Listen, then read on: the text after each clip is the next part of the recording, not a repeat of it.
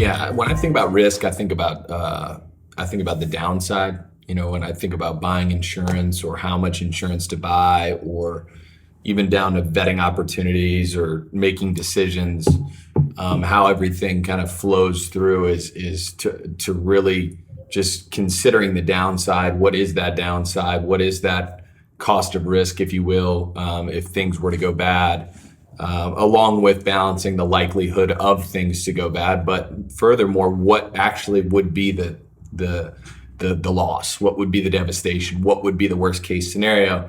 And then just kind of work from there. So ultimately, the way my mind works is immediately to the downside, and then working to mitigating that downside. And one of those, options is buying insurance in certain cases, right? So if there's a downside of building a home because it could burn down, well, one of the ways you deal with that risk is you pay money for an insurance policy that mitigates a portion of that risk. It's not all the risk, right? You have a deductible or you have a premium that you pay. So it's funny because I think insurance is a very practical way.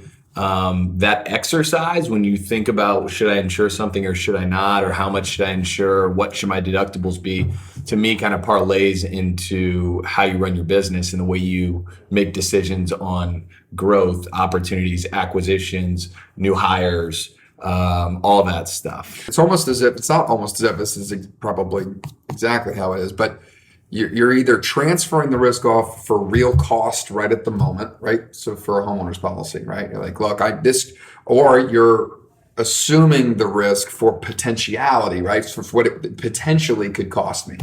So, and that's an interesting point right there, right? So some people would rather self-insure that, which makes sense. I self-insure some stuff all the time, but that doesn't necessarily negate the fact that there's still that exposure there. So would you rather transfer that off for real cost right now?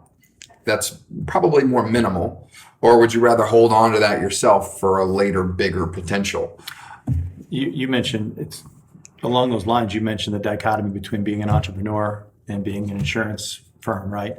And I think it's interesting to think about the people that we work with. We would consider ourselves pretty conservative insurance agents, I would think, right? And a lot of that goes into learning the person that you're talking to, learning their risk tolerance. That's got to be a conversation. It's got to be part of it. But then pairing that and having the other conversation where we necessarily would roll the dice as entrepreneurs to say, we'll self-insure that or advise someone that that's an option. I think it's interesting to hear both your points, but realize that without a conversation about risk tolerance and really truly understanding who you're sitting across from, I mean, to me, it doesn't match up. You got to know the risk tolerance of the person you're dealing with. Right. We talk about that all the time on the commercial side. It's like if your risk tolerance is I hate insurance, right?